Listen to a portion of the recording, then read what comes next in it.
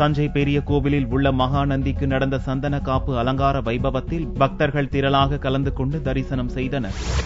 தஞ்சை பெரிய கோவிலில் உள்ள 13 அடி உயர நந்திய பெருமானுக்கு மாதந்தோறும் பிரதோஷ நாட்களில் அபிஷேகமும் மாட்டுப் பொங்கலன்று காய்கறி அலங்காரமும் நடத்தப்படும். இத்தகைய சிறப்பு பெற்ற நந்திக்கு சந்தன காப்பு அலங்காரம் செய்து பல ஆண்டுகள் ஆன நிலையில் சந்தன காப்பு நடத்த பக்தர்கள் கோரிக்கை விடுத்தனர். பக்தர்களின் கோரிக்கையின்படி செவ்வாயன்று நந்திக்கு 250 கிலோ எடை கொண்ட சந்தனத்தால் அலங்காரம் செய்யப்பட்டு சிறப்பு பூஜைகள் நடந்தன. வனத்துறையில் முறையான அனுமதியுடன் சந்தன கட்டைகள் பெற்று அரைக்கும் பணி கடந்த 4 நாட்களாக நடந்தது. இந்த பணி திருவண்ணாமலை, தஞ்சை, சென்னை, புன்னைநல்லூர், கும்பகோணம் உட்பட பல்வேறு இடங்களில் நடந்தன. இதைத் தொடர்ந்து பக்தர்கள் மற்றும் இயந்திரங்களால் அரைக்கப்பட்ட சந்தனத்தை கொண்டு செவ்வாயன்று நந்திக்கு சந்தன அலங்காரம் நடத்தப்பட்டது. இந்த வைபவத்தில் பக்தர்கள் திரளாக பங்கேற்று தரிசனம் செய்தனர்.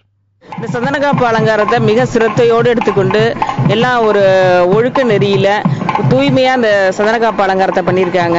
இதோட நோக்கம் என்ன அப்படிங்கிறது பார்த்தீங்கன்னா, மழை வளம் பெறணும், மக்கள்லாம் ஒற்றுமையா இருக்கணும், நல்ல அரசு வரணும், நல்ல மக்கள் இருக்கணும் அப்படிங்கிறதுக்காகவும் நம்முடைய பஞ்சபூதங்களையும் போற்றி வணங்கி இந்த சிறப்பு அலங்காரத்தை பண்ணியிருக்காங்க.